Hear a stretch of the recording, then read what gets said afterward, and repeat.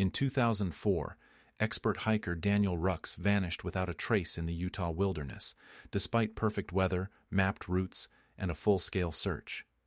15 years later, someone hangs his compass from a tree branch 40 miles away, etched with a chilling message. And it's not the only one. Clues begin to surface in places Daniel was never meant to reach, and a sealed Cold War bunker reveals a second name. Another man who vanished years earlier. What unfolds is a decades-old deception hidden beneath government maps, and a final discovery that proves Daniel never stopped leaving signs for us to follow. On July 18, 2004, just past 6 a.m., Daniel Rux signed his name in faded blue ink on the trailhead register at Bears Jaw Ridge, a remote highland trail system in Utah's Uinta Mountains.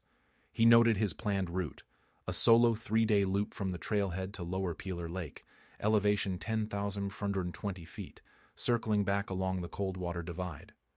Estimated return, July 20th. Daniel was 32, a seasoned hiker and backcountry survivalist, former Forest Service contractor, known to travel with redundant gear systems and log every trip with topographic maps and laminated GPS printouts.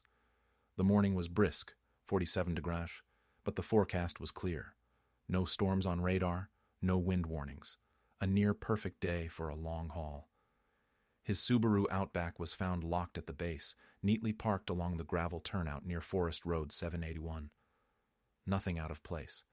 Inside, a thermos, paperback copy of Desert Solitaire, glove box closed, keys absent. His phone, a 2003 Nokia 5100, remained at home on his nightstand. Cell service in that area was non-existent in 2004. At 2:34 p.m. on July 20th, when Daniel failed to return, his older brother Jordan placed the first 911 call from Salt Lake City. He sounded calm, but measured. "Yes, my brother was due back today from a solo hike near Bears Jaw Ridge. I know he's cautious. We just want someone to check if he signed back out."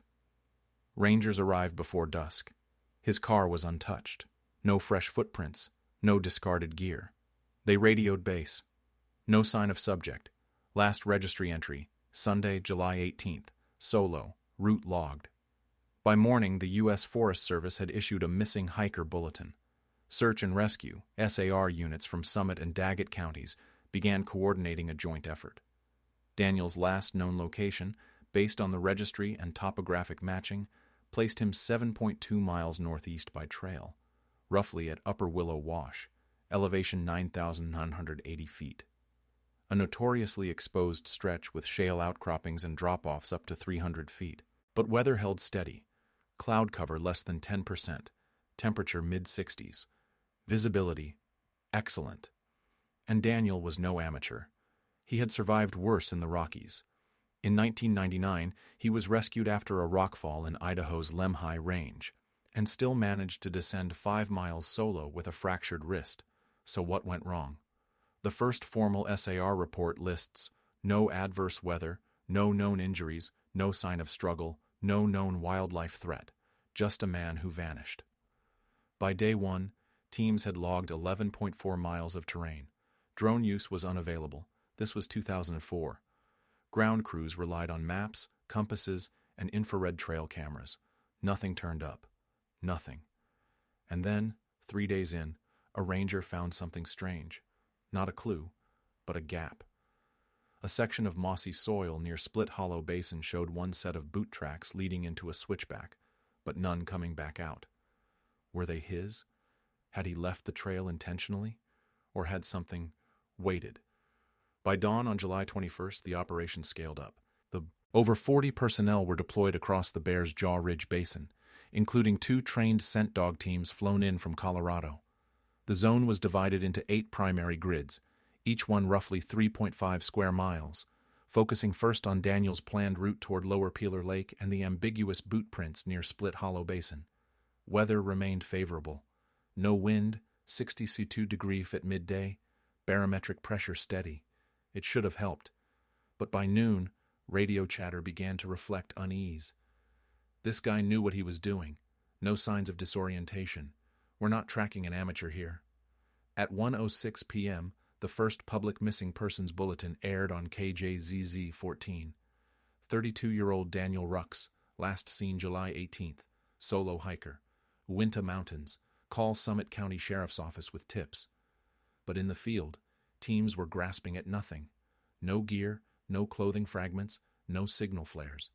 The SAR commander, Lieutenant Elise Monroe, requested a thermal flyover using the Forest Service's flyer-equipped Bell 407 chopper, tail number N276FS. A loop was flown from 4:10 to 5:02 p.m. over sectors A through E. The resulting thermal maps showed only the search teams, and then came the call that changed everything and revealed nothing. Full 911 transcript received July 21, 2004, 6:47 p.m. Operator: 911, what's your emergency? Caller: unidentified male. He's off the trail. I saw him go down. I thought he'd come back up, but he didn't. Operator: can you give your location? Caller: somewhere near Dry Knife Point. I don't know. I left already. Operator: sir, did you say you saw someone fall? Caller: pause. I don't think it was an accident. Operator: what's your name? Caller disconnects. The number was traced to a prepaid burner activated at a gas station in Evanston, Wyoming, 2 weeks earlier. It was never used again. Dry Knife Point, 12.8 miles north of Daniel's intended loop, was outside the original search zone. Crews expanded into the new grid by July 22nd, but found no signs of recent human activity. The soil was dry, the lichen unbroken, no drag marks, no impact zone. At a press huddle that evening, Lieutenant Monroe spoke plainly. We're not ruling out foul play, but we don't have enough for a criminal designation. Meanwhile, Daniel's brother Jordan made a public statement at Trailhead Base. He wouldn't go out of bounds, not that far. If someone saw him fall, why not help him? Why wait 3 days? The next 24 hours stretched resources thin. Dog teams rotated out due to fatigue. A side trail near Copper Hollow showed signs of older passage, snapped branches, a half-torn survey ribbon, but no personal belongings. A volunteer team flagged it for follow-up. Still, the clock was ticking. The first 48 hours in any backcountry disappearance are statistically critical. After that, survival odds drop by nearly 64%, even for skilled hikers. By nightfall, search crews had covered 57 miles of overlapping terrain. No campsite, no water filter, no emergency bivvy, no tracks beyond those original boots in Split Hollow. As Lieutenant Monroe wrote in her field report that night, "We are missing something. Something intentional. Comment hope if you'd keep searching long after others stopped." But the next day, someone came forward with a story that changed everything. On July 23, 2004, 2 days after the cryptic 911 call, a man named Travis Denton arrived unannounced at the Trailhead Command tent just before 7 a.m. Dressed in faded Carhartts and worn hiking boots, Denton identified himself as a former seasonal ranger with backcountry experience in the Uinta Range. He claimed he recognized Daniel from a chance encounter. 3 days ago, he told investigators, I saw a guy matching that photo, near Gooseback Ledge. He had a red pack, short beard, looked like he was waiting. That location, Gooseback Ledge, lay nearly 10 miles west of Daniel's intended loop. Rugged, steep terrain, no maintained trail. It was well outside the known radius. Investigators pressed for detail. What was he doing there? Just standing, Denton replied. Didn't wave, just looked up at me. Had this strange look, like he expected me to say something. They asked why he hadn't reported it sooner. I didn't know someone was missing, no reception where I was camped. I drove out last night, heard the report. His account was vague, but the red pack detail matched Daniel's inventory.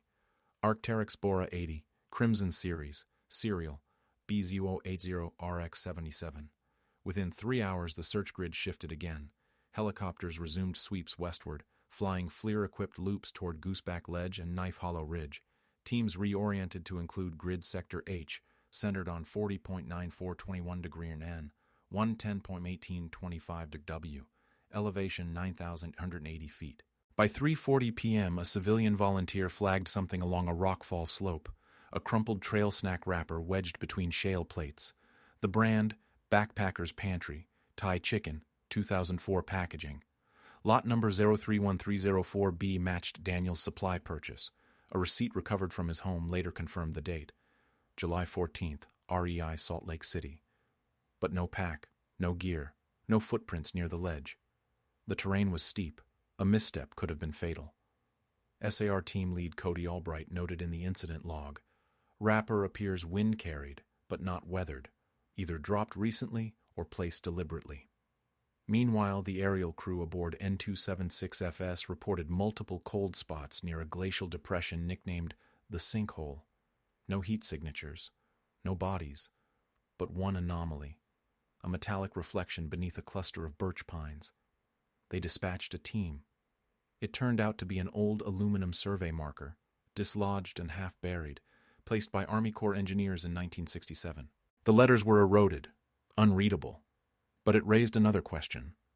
Why were there multiple legacy military markers in the region, especially west of where hikers usually tread?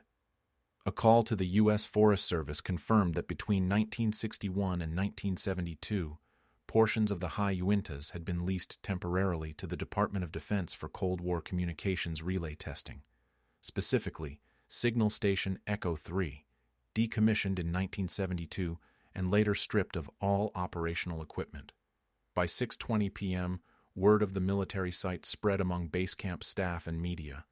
That evening's segment on KTVX Channel 4 ran the headline, "Missing Hiker Linked to Cold War Ghost Site?" But Lieutenant Monroe cautioned press not to speculate. "We have one item, a food wrapper, and one unconfirmed sighting. That's not a pattern. That's coincidence." Still, the search perimeter grew again, and on the morning of July 24th, a dog team picked up something near a collapsed outbuilding north of the Echo 3 site. Not a scent, but a sound, a rhythmic, metallic clink, like something swaying gently in the wind. July 24, 2004, 8:12 a.m. Team Bravo 2, working the expanded zone near the collapsed Echo 3 relay site, paused near the ruins of an outbuilding choked with vine and rust. The building, a 2-room concrete bunker partially buried into the slope, had been gutted decades ago, its antennae stripped, its function long erased. But that sound. One of the handlers, Noah Alcaraz, noted it in his field journal. Soft, metallic, like a keychain tapping metal. Irregular, not wind consistent. Dog didn't alert, no odor. The noise stopped after 20 seconds. Then silence. The team fanned out. Nothing was found in or around the structure that day. Just ivy, frost-scabbed stone, and crumbling insulation. Later that morning, as word of the Echo 3 anomaly made its way into the evening news cycle, a woman contacted the sheriff's tip line from Carson City, Nevada. Her name, Rebecca Morell, age 49, former geophysics tech, now freelance cartographer. Her voice was firm, unemotional. "I hiked those ridges back in 2005. I saw something then that I couldn't place. I didn't know what it was tied to. Until now." She claimed she had been mapping obsolete geodetic points near Dry Knife Point in fall of 2005, 1 year after Daniel vanished. While navigating an old ridgeline near Echo 3, she spotted an object swinging from a branch high above trail level. It was silver, round, hanging like a pendant on a string. I thought it was trash, but it was high, higher than I could reach. She described the tree, a bent white bark pine growing at a sharp angle out of the slope, twisted by snow loads. Its limb arced 11-12 feet over a boulder shelf. She didn't climb to retrieve it, didn't think to take a photo. When asked why she hadn't reported it before, "It didn't seem relevant. Now I'm not so sure." Investigators returned to the area, but this time they brought climbing gear and extended pole cams. At 6:52 p.m., Officer Caleb Young reached the bent pine with the help of a climbing tech. He found a silver compass hanging by a length of paracord from a knot in the branch. The metal was weathered but intact. Model Silva Polaris 177. Serial number P177 CR8X. Confirmed to match Daniel's gear inventory from REI purchase records. But it was what was on the back that changed the tone of the case. Etched carefully into the scratched surface, not factory stamped, was a new inscription, not present at time of sale. No way back. The compass was sealed into evidence. Analysis would later confirm that the engraving was made post-2004, likely within a few years, using a handheld etching tool or rotary stylus. There were no fingerprints, no skin oils, no DNA. It was found 40.2 miles from Daniel's registered trailhead. No connecting path.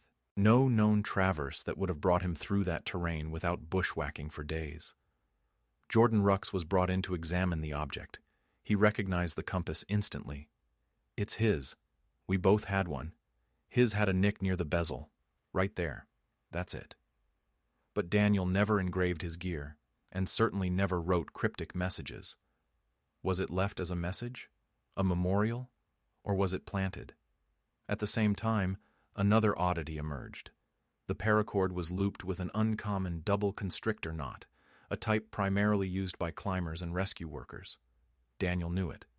But so did any number of SAR personnel, forest workers, or someone trying to mimic him. And then came a second witness. Unsolicited, unconnected to Morrell. A backpacker from Fort Collins named Ethan Sloan submitted a 2006 Trail Journal entry scanned into a hiking forum. It read, in part, "Past that weird ghost station on the North Ridge. Tree with something shiny hanging. Could have sworn it was a compass. Gave me the creeps. Same year, same area, same object. But Sloan never filed a report, just logged it as a footnote to an otherwise uneventful hike. Investigators now had something they didn't before, a fixed point in time, space, and condition. An object left deliberately, hanging for years, untouched by wind or weather. But that begged the next question. Who returned to place it, and why not reveal themselves? Between 2005 and 2014, Daniel Rux's name faded from nightly news cycles. The case slipped quietly into the growing archive of open disappearances, unresolved, unexplained, and statistically unlikely to close. With no body, no crime, and no eyewitness past day zero, there was little for law enforcement to act on. By 2009, Summit County officially reclassified the file as inactive missing.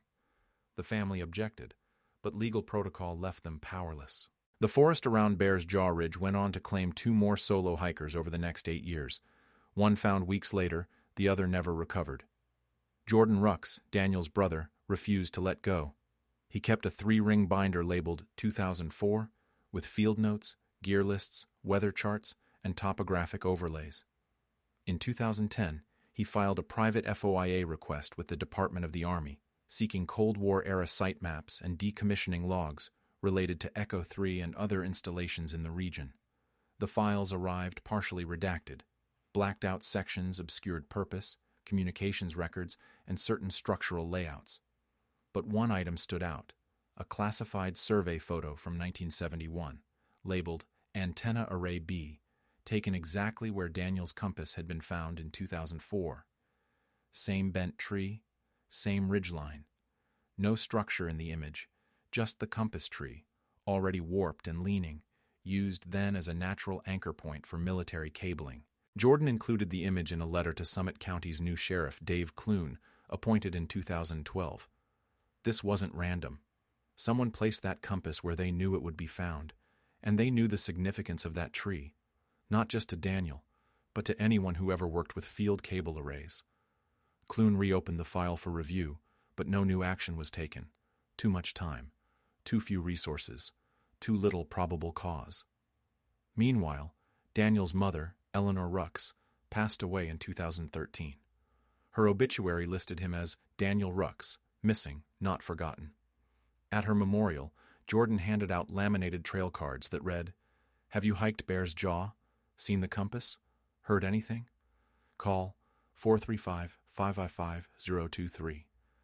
He received 3 calls in 5 years, all dead ends. In late 2014, Daniel was declared legally deceased in absentia. The probate ruling was quiet, just a judge, a clerk, and a man staring at an empty chair across from him.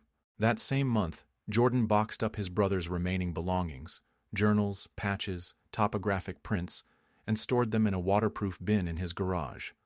On the lid, in red marker, "Do not discard. One day, it will matter."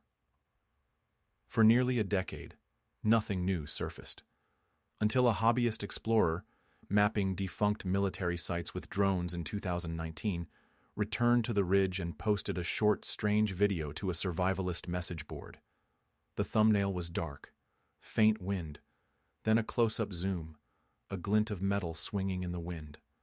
Comment, "Still looking," if you'd search a decade for one missing clue. August 11th, 2019. A 38-second video uploaded by a user named iCableTrace to a private wilderness exploration forum showed a tree line above a ridge, static at first, then slowly panning to a warped pine branch where a compass swayed lightly, backlit by cloud-diffused sunlight. The location tag? Echo 3 Ridge. Time-stamped metadata placed the footage just 10 days prior. Though the user didn't respond to comments, the clip drew attention from former SAR volunteers and cold case hobbyists. One of them, a former ranger named Will Enlow, forwarded the link to Jordan Rux. Within 24 hours, Jordan contacted Sheriff Dave Clune with a new plea. "This isn't just some compass anymore. This is the second time it's appeared. Same object, different place. Someone moved it." The next day, a small team of deputies, joined by Jordan and 2 Forest Service techs, returned to Echo 3. The footage had been recorded from the northwest ridge, a section previously unsearched, positioned 300 feet above the original compass site. At 3:04 p.m., the team reached a weather-blasted outcropping and confirmed the object. Same Silva Polaris 177, same serial, P177 CR8X, but the cord now tied in a different knot. A Prusik loop, common in climbing but used more often for friction hitches during descent. Etched into the compass now was a second line beneath the first. "No way back. Still here." There was no fingerprint residue, no DNA, no blood trace. But the cord was new. A 2017 paracord model, not sold before that year. Whoever placed it had returned within the past 2 years. And suddenly, the case wasn't cold anymore. The Sheriff's Department authorized a formal search warrant for the entire Echo 3 decommissioned zone, roughly 2.3 square miles of fenced and unfenced property. A forensic archaeology unit from the University of Utah joined the effort, accompanied by a side-scan Sonar Kongsberg EM2040 drone and portable LiDAR array for subterranean anomaly mapping. What they found startled everyone. Under a thicket of moss and pine near a collapsed relay bunker, technically outside federal site boundaries, the LiDAR registered a void, a narrow, cylindrical shaft beneath ground level, roughly 18 feet deep, capped by concrete, with internal metal sheeting warped inward as if from collapse. On August 14th, excavation began. Within 6 hours, the team uncovered a sealed access hatch, rusted shut. There were no visible insignia, no hinges, just an old twist handle and 4 bolted corners. Inside, darkness, debris, and a narrow vertical drop. It appeared to be an old cable entry tunnel, likely used to route power or data lines between Echo 3 and an off-grid power array. It had not been on any of the Army's decommissioning blueprints. In fact, the paperwork stated all underground access tunnels had been removed or destroyed by September 1972. A mobile camera was lowered into the shaft. What came back was unsettling. Tattered fabric, dark red nylon, snagged on exposed rebar 10 feet down. It matched the color and weave of Daniel's Arc'teryx Bora 80 pack, now discontinued. But no body, no bones, no boots, just fabric. And a torn page from a waterproof notebook stuck against the inside wall by water condensation. The ink was smeared, but a few lines could still be made out. Wasn't supposed to go this way.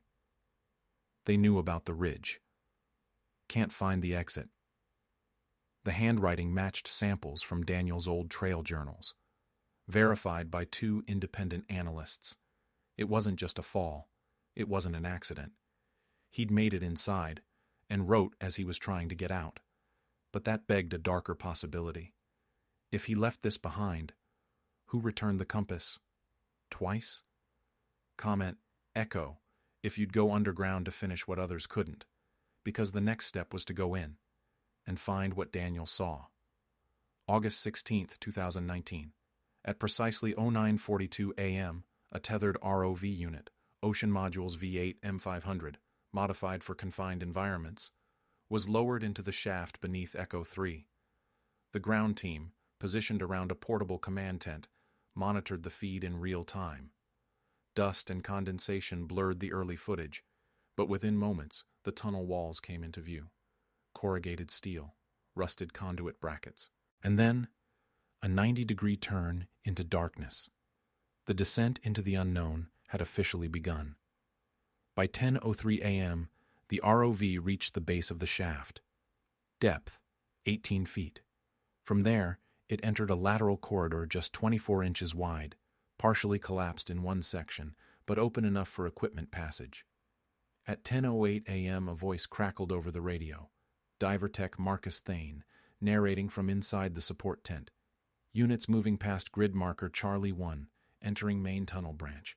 Air quality reads poor, CO2 elevated, no active airflow. They weren't sure what they'd find, or even why it was still there.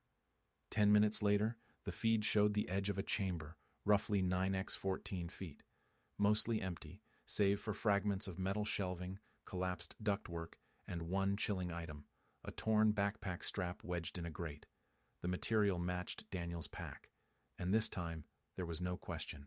But what came next was worse. Against the far wall, the camera panned to reveal a narrow crawl space, no more than 18 inches high, barely wide enough for a person.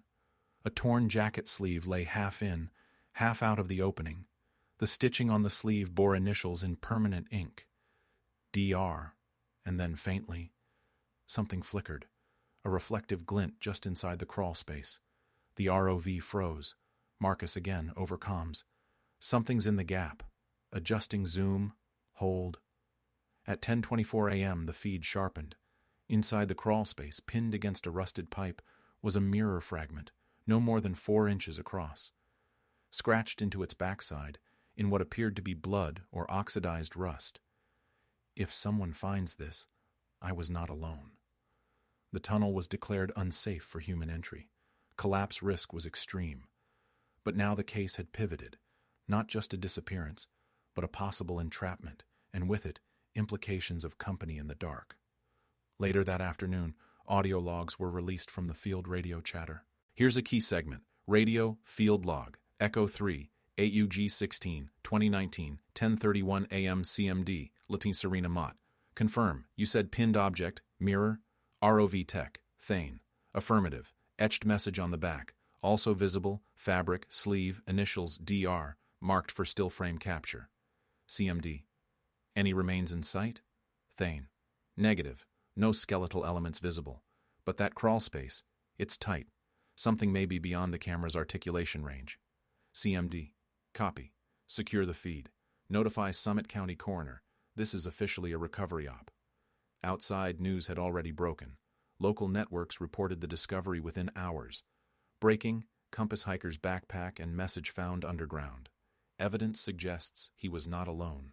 Jordan Rux, standing just outside the cordon, didn't speak during the press call. But he later told a reporter, he made it in. He tried to leave a sign, and someone made sure that sign didn't end up buried forever.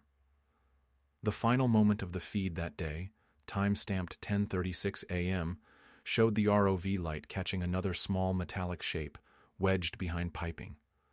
Later analysis would reveal it to be a second compass bezel, broken, fractured, but with no serial number. Not Daniel's, someone else's. Comment, descent if you'd keep going, even after the ground gave way. August 18, 2019. 2 days after the initial crawlspace discovery, Summit County authorized partial excavation of the collapsed access tunnel beneath Echo 3. Risks remained high, oxygen levels fluctuated, and the structure showed stress fractures, but ground-penetrating LiDAR now revealed a secondary space behind the debris, a sealed antechamber just beyond the narrow passage. The working theory? This wasn't a maintenance shaft, it was a survival space, and someone may have used it. The job was too dangerous for human entry. So, a second drone was deployed, TrackBot G2 subterranean crawler, equipped with LED array, thermal sensor, and narrow beam microphone. As it navigated through the rubble, diver Marcus Thane resumed log duty. His voice, quieter this time, hinted at the weight of what was coming.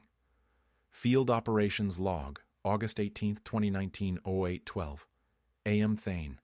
Trackbot entering breach point. Debris clearing at 3.5 meters. We have visual on secondary chamber. 08:17 AM CMD. Latin Mott. Proceed with sweep. Confirm any human remains or artificial elements. Thane. Chamber is semi-collapsed. Left wall intact. One cot frame. Broken panel. Possibly electrical. Object on floor. Metallic. CMD. Describe. Thane. It's another compass. CMD. Serial? Thane. Negative. Looks handmade. No bezel, no markings. But it's suspended again. Hanging. From a ceiling hook. Same cord. This chamber wasn't a relay point. It had been repurposed. For what? No one could say. The air was thick with rust. On the far side of the space, the camera panned toward the wall, revealing what appeared to be charcoal scrawls impossible to fully make out. But 4 words were still legible. They never stopped coming. Thermal sensors showed no current body heat in the space, but did pick up a faint residual warmth in one corner, likely trapped by insulation. A heat trace consistent with a small fire, no older than 2 weeks. It didn't make sense. No one had been authorized into the site. And yet, the knot was fresh. The air wasn't dead. The object was placed deliberately. Outside, Sheriff Clune called in a forensic handwriting analyst. They compared the charcoal text to Daniel's journals, but the style didn't match. It wasn't Daniel's writing, so whose was it? Meanwhile, an Army liaison from Dugway Proving Ground, reluctantly dispatched under FOIA pressure, quietly admitted something Clune later repeated on tape. Echo 3's files were shredded in 1989. We don't know what was stored down there anymore. Not fully. Back at base camp, Jordan Rux was handed the latest findings. He was quiet for several minutes, staring at the recovered broken compass. Not the one with the engraving, but the one found suspended inside the sealed chamber. It's not his, he said. But whoever made that wanted it found. The official SAR declared the site inconclusive. No body, no positive ID, no foul play determination. But Jordan knew better. If he's not in there, he made it through, and someone else took his place. That same evening, the sheriff's office released a joint press statement with the University of Utah's field team. Reporters gathered under a canopy as rain approached. Sheriff Clune took the podium. Press conference Q&A, August 18, 2019. Clune. We have recovered multiple personal effects belonging to Daniel Rux, confirmed matches, but we have not recovered human remains. Q. Sheriff, is there a suspect? Clune. No. There is no evidence of a second individual at this time that we can confirm. Q. What about the writing on the wall? The second compass? Clune. We are investigating all physical evidence but cannot draw conclusions yet. Q. Do you believe Daniel Rux is still alive? Clune. Pause. I believe Daniel Rux survived something most wouldn't. Whether he's alive, I can't say. That night, footage of the tunnel findings aired nationally. The story had re-entered the spotlight. And somewhere in the static shadows of that tunnel, a new question emerged. If the first compass said, "No way back," why did the second say nothing at all? August 21st, 2019. 3 days after the last tunnel probe, the recovery team returned to Echo 3 for one final sweep. This time, they weren't looking for heat, movement, or remains. They were searching for intent. Anything that would help them answer the question still echoing through the investigation. Why 2 compasses? Why 2 engravings? Inside the chamber, the crawl space had been flagged for one final camera insertion. Earlier explorations had noted a metal box, half visible beneath a rusted vent. Now, with improved light and positioning, a new image appeared. A black waterproof case, military-grade polymer, slightly melted at one corner, still sealed. At 11:02 a.m., the team extracted it. Inside, a journal, matted with mildew, 2 soggy trail ration bars, a folded topographic map of the Uintas, annotated in faded red ink. And one final item, a small sealed Ziploc bag containing a single photo. The photo showed two men smiling on a ridgeline. One was Daniel Rux, the other unconfirmed. Time and weather had distorted the image, but the second man bore resemblance to a missing hiker from 2002, last seen in the same region. Martin Hale, age 29, disappeared without a trace during a solo trip into the Coldwater Divide.